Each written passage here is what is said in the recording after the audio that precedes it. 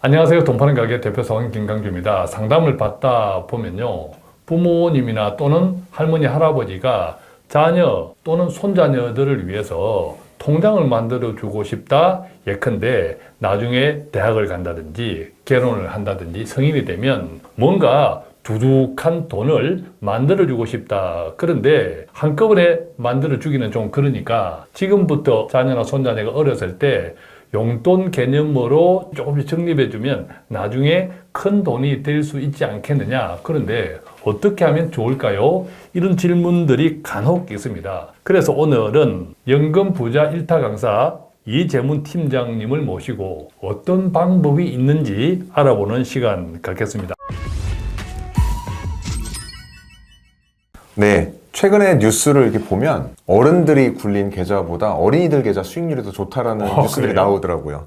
왜 그런가 가만히 생각해 보니까 부모님이나 할머니, 할아버지 입장에서는 그 자녀나 손주한테 좋은 주식을 오랫동안 가져갔으면 좋겠다는 마음이 좀 담겨 있어서 장기 투자가 되는 것 같습니다.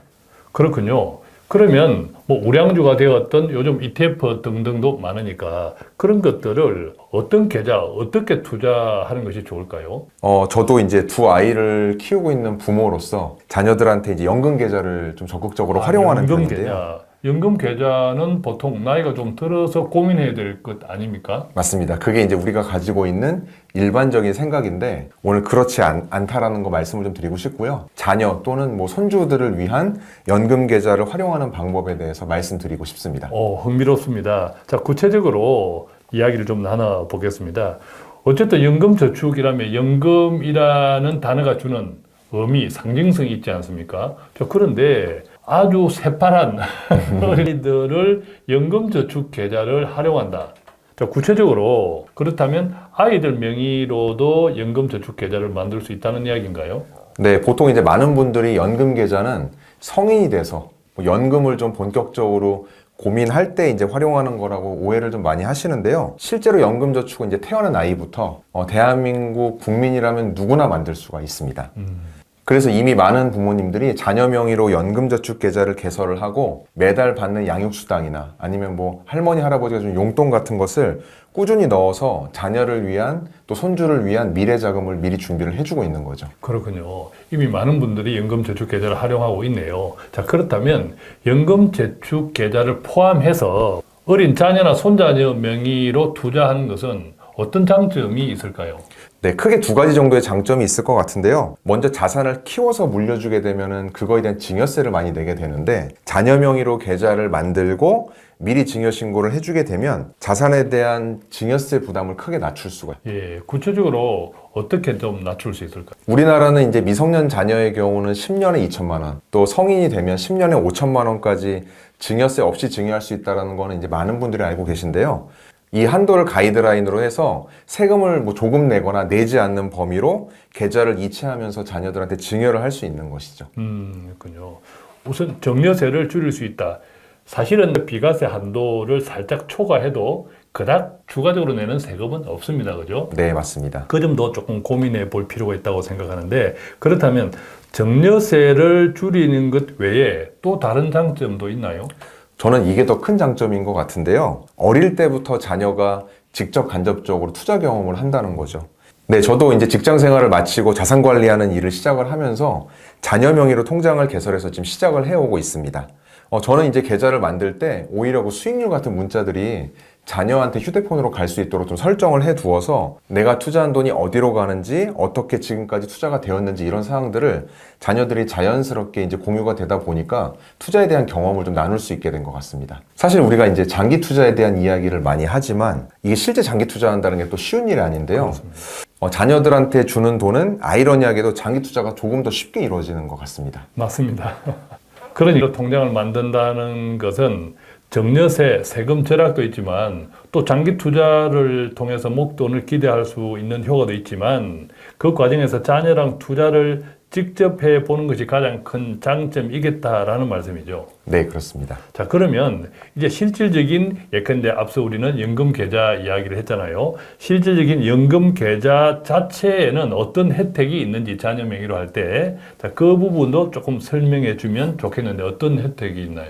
네, 일단 제가 구체적인 혜택을 말씀드리기 전에 투자에 대한 수단이 워낙 다양하다 보니까 저는 그냥 우리 보편적으로 많이 하고 계시는 코덱스 S&P 500 ETF, 예. 이제 국내 상장된 해외 ETF 이제 이것을 기준으로 어떤 장점이 있는지 조금 비교를 해드리도록 하겠습니다. 예.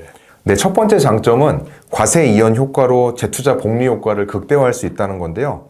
일반 계좌에서 투자해서 수익이 생긴다면 그 수익금에 대해서 15.4% 배당소득세를 내야 됩니다. 우리가 이제 원하든 원치 않든 금융기관에서 먼저 그 돈을 떼고 나서 그 다음에 남은 금액이 우리 계좌로 들어오게 되는데요. 예를 들어 이제 펀드 같은 상품으로 한 1,000만 원 정도 수익이 났다라고 가정을 하면 15.4%인 154만 원은 세금으로 빠져나가고 나머지만 계좌로 들어오게 되는 거죠. 하지만 연금저축 계좌에서는 이 과세를 밀어줍니다. 당장은 세금 걱정 없이 수익금 1,000만 원 그대로 자녀 명의의 계좌로 들어오게 되고 이 금액을 계속 재투자하면서 복리 효과를 누릴 수 있습니다. 그러니까 당연히 내어야 할 세금을 내지 않고 그 내어야 할 세금 가지고 내가 돈을 불리고 있다. 자, 그런 효과를 기대할 수 있는 것이 과세 이연 효과이네요. 그죠? 그렇습니다. 예. 자, 그런데 언제까지 세금을 계속 밀어주기만 하는 것은 아닐 거잖아요. 그죠? 네. 언제까지 이 세금을 미룰 수 있나요? 연금저축계좌는 자녀가 성인이 된 이후에도 계속 세금 걱정 없이 운용을 할 수 있고요. 원래 연금저축계좌가 가지고 있는 55세 이후에 10년 이상 연금으로 나눠받는다라고 하면 연금으로까지 활용할 수 있습니다. 그래서 일반 계좌의 이자 배당소득세율이 15.4%라고 말씀을 좀 드렸는데요. 연금저축 계좌의 경우에는 55세 이후 10년 이상으로 연금 인출 한도 내에서 인출할 때는 3.3에서 5.5%의 낮은 세율로 연금소득세만 내면 됩니다.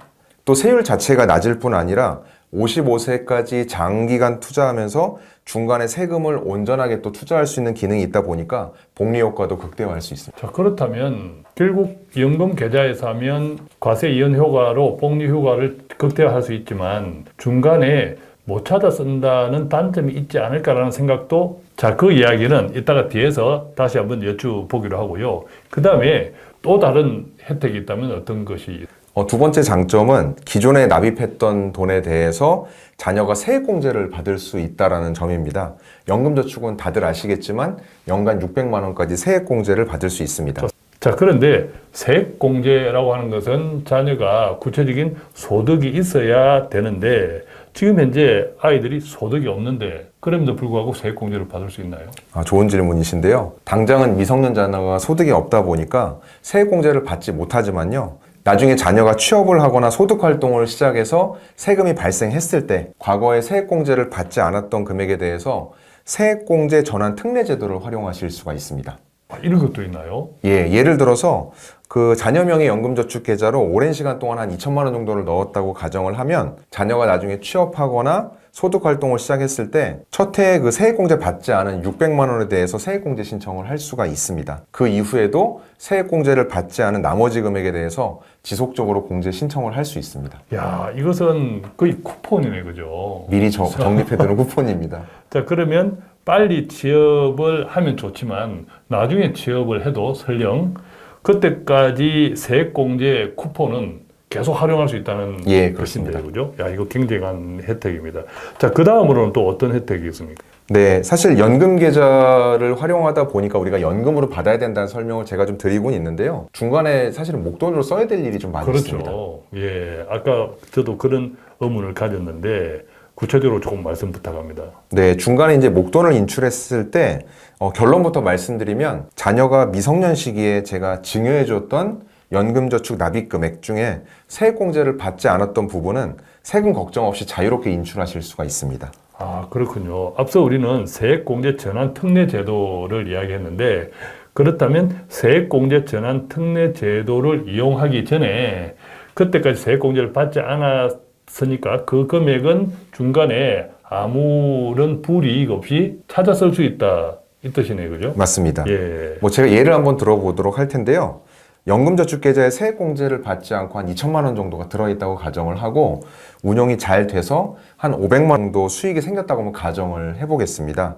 근데 이런 상황에서 자녀가 대학을 가거나 혹은 목돈이 필요해서 이 계좌를 써야 된다고 했을 때는 2천만 원까지는 자유롭게 빼서 사용할 수가 있습니다. 자, 그랬을 때 그때까지 세금은 안 뗐잖아요. 네. 자, 그것은 어떻게 됩니까? 만약 운용 수익 500만 원까지 추가로 더 인출을 한다고 했을 때는 예. 이 500만 원에 대해서는 16.5%의 기타 소득세를 내고 사용을 하면 됩니다. 16.5%는 일반적인 금융소득에 대한 세금보다는 조금 높아 보이네요. 네, 일반적인 뭐 이자나 배당소득세가 15.4%니까요. 그것보다 약간 높은 수준이라고 생각을 하시면 됩니다. 0.9%니까 1%도 되지 않네요, 그죠? 네. 예. 그러면 세액공제, 이제 반대로 세액공제를 내가 받았단 말입니다. 어린 자녀가 소득이 없었을 때는 못 받다가 세액공제 전환 특례 제도를 이용해서 소득이 생겼을 때 만약에 세액공제를 받았다고 쳐요. 자, 그렇게 세액공제를 받았다면 중간에 인출은 안 되는 건가요? 아닙니다. 찾을 수 있습니다. 다만 이 세액공제 받은 금액에 대해서는 앞서와 동일하게 16.5%의 기타 소득세를 내야 되다 보니까 급한 경우에 목돈은 찾았을 수 있대 세금에 대한 부분은 좀 부담하시면 된다. 이렇게 말씀드리고 싶습니다. 자, 그래도 그때까지 돈이 많이 불어나 있다면 한 1% 가까운 세금, 초과 세금을 감수하더라도 그닥 손해는 아니겠다 생각도 듭니다. 그죠? 네. 자, 이제 그렇다면 몇 가지 장점 혜택은 알아보았는데, 자, 그렇다면 현실적으로 아까 증여세 이런 것도 다 고려할 때 현실적으로 얼마 정도를 넣어주는 것이 좋을까? 이런 의문이 남네요. 가정의 상황에 따라 뭐 불입하는 금액은 좀 달라질 수 있을 텐데요. 앞서 말씀드렸듯이 증여세 걱정을 좀 덜고 싶다면 10년 단위로 미성년자는 2천만 원까지, 이제 성인이 된 자녀는 5천만 원까지 증여세 한도를 고려해서 증여하시는 게 좋겠습니다. 네, 한 가지 팁을 더 드리자면 정기적으로 내가 매월 일정한 금액을 증여하겠다라고 한다면 이 금액을 합쳐서 미리 증여 신고하는 정기금 평가라는 방법이 있습니다. 저도 이제 실무적으로 제가 관리하는 고객분들한테 정기금 평가를 좀 권해드리긴 하는데, 이런 정기금 평가를 활용하게 되면 매년 증여되는 금액에 대해서 매년 3%씩 할인을 받는 제도도 적용을 하실 수 있습니다. 그렇다면 이 정기금 평가라는 것이 지금 당장에 목돈을 주지 않더라도 앞으로 10년 동안 얼마를 줄 거야, 이 계획을 신고하는 거네요. 그죠? 맞습니다. 계획을 신고하면서 오히려 10년 동안 얼마를 줄 거야, 줄 거야 하는 것을 실제 매년 조금씩 해서 지급하기 때문에 네. 오히려 정기금 평가 방식을 통해서 전체 금액을 좀 떨어뜨릴 수 있다, 낮출 수 있다, 이렇게 이해해도 되나요? 맞습니다. 그렇군요. 자, 이것을 조금 더 구체적으로 설명해 주신다면요. 네, 간단하게 예를 한번 좀 들어볼 텐데요. 매월 자녀한테 한 20만 원씩을 투자해 주겠다라고 하면 1년이면 240만 원이고 10년이면 2,400만 원 됩니다. 400만 원은 2천만 원을 초과하네요. 그죠? 원래대로라면 세금을 내야 되는 그렇겠네요. 구간이 예. 되는 건데요. 그런데 이것을 지금 말씀드린 대로 증여를 시작하기 전에 앞으로 이렇게 증여하겠다라는 계획을 신고하게 되면 앞으로 증여할 돈에 대해서 1년에 3%씩 할인을 해줍니다. 그래서 매년 이제 내년 내는 돈, 내후년에 내는 돈은 돈의 값어치가 좀 떨어지다 보니까 이 부분을 현실적으로 고려해서 증여 금액도 미리 깎아주는 개념으로 이해를 하면 될 것 같고요. 지금 조금 전에 말씀드린 예를 적용해 보면 20만 원씩 10년간 증여했을 때 2,400만 원인데 이런 방식으로 계산을 해보면 한 2,100만 원 정도 내외가 됩니다. 그렇군요. 잘만 해보면 증여 비과세 한도를 초과하고서도 세금을 한 푼도 내지 않는 그런 결과도 예상해 볼 수 있겠네요. 그죠? 그렇습니다. 예.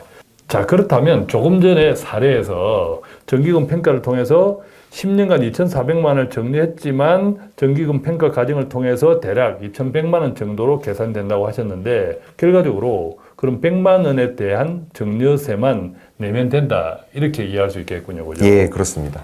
자, 오늘 몰랐던 내용을 이제 새롭게 배우게 되었는데요. 그렇다면 동시에 증여신고는 어떻게 하면 좋을지라는 고민도 하셨을 것인데, 자, 이런 방법, 정기금 평가, 이런 방법도 활용해 보시면 좋겠습니다. 자, 오늘은 이렇게 연금부자 1타 강사 이재문팀장과 함께 어린 자녀 또는 어린 손자녀들에게 목돈을 만들어주는 여러 가지 방법, 그 가운데서 연금 계좌를 활용할 때 어떤 혜택이 있는지 또 어떤 방법이 있는지를 함께 공부해 보았는데 정리 좀 부탁드립니다.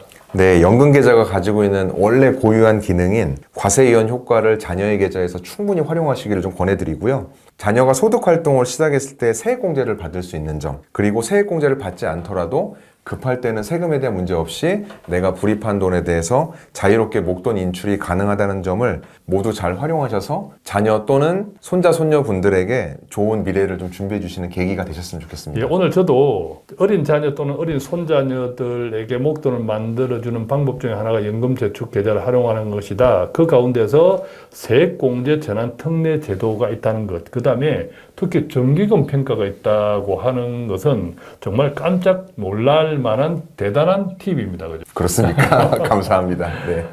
오늘 이 시간을 통해서 어린 자녀 또는 어린 손자녀들에게 목돈을 만들어주고 싶은 분들에게 구체적으로 어떻게 하면 좋을지 유용한 시간이 되었으면 좋겠습니다. 함께해 주셔서 고맙습니다. 고맙습니다.